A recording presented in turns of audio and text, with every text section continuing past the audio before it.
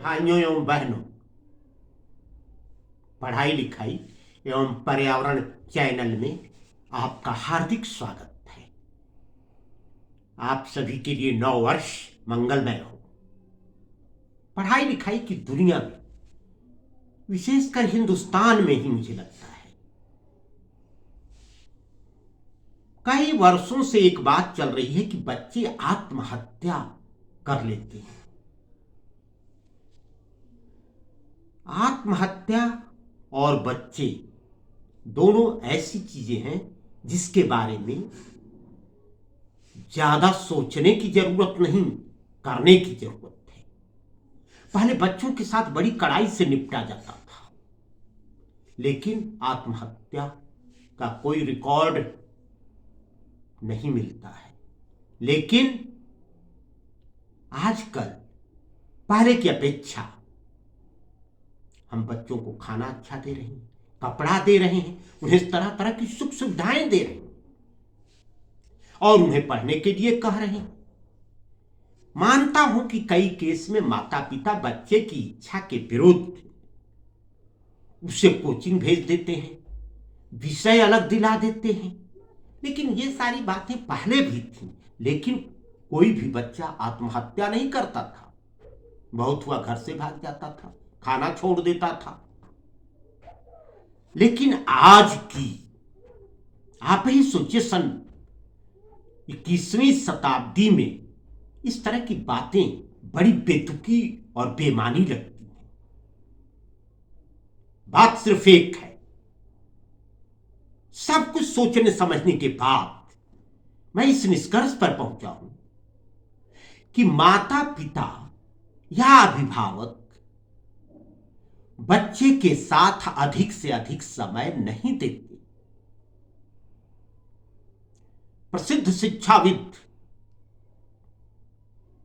Colonel प्रेम शरण सत्संगी का कहना है कि बच्चे को हर बात तुम बोलो, उसे डांटो भी, डपटो भी, उससे बैठकर काम भी कराओ।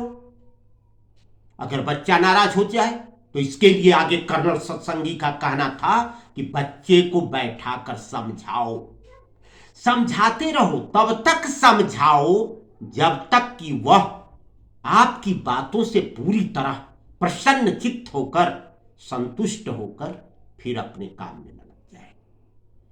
कहीं नहीं यह बात मिलती है कि बच्चे को डांटो मत, बच्चे को बोलो मत, बच्चों को थोड़ा बहुत पनिश मत करो। लेकिन उसके बाद बच्चे की क्या कंडीशन है उसको संभालिए, समझाइए, बार बार समझाइए, उसे कुछ खाने को दीजिए, पीने को दीजिए, उसे हर तरह से जो डैमेज लग रहा है उसके ब्रेन का, या उसे जो धक्का लगा है कि हमें इन्होंने इस तरह बोल दिया, इन्होंने एक थप्पड़ मार दिए, ये बार बार दिन रात पढ़ने को कहते हैं, इन सारी बातों को बैठकर हर माता पिता और अभिभावक को समझाना पड़ेगा कि बेटा, हम तुम्हें कभी मार भी सकते हैं एक थप्पड़, हम तुम्हें कभी बैठकर 3-4 घंटे 5 घंटे लिखने के लिए, पढ़ने के लिए सामने कह सकते हैं, हम कहीं तुम्हारी शिकायत भी कर सकते हैं अगर तुम गलत हो, इसलिए कि तुम्हारे लिए अच्छा रास्ता मिले।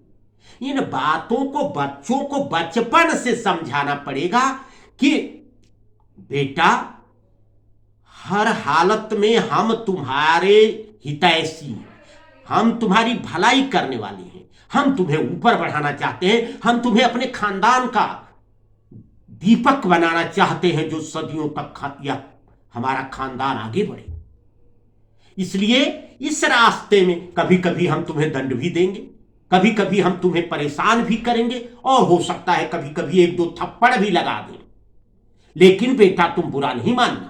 इसका मतलब यह नहीं कि तुम घर छोड़कर चल दिए, इसका मतलब यह नहीं कि तुम जो है आत्महत्या की सोचने लगे या किसी तरह की बातें।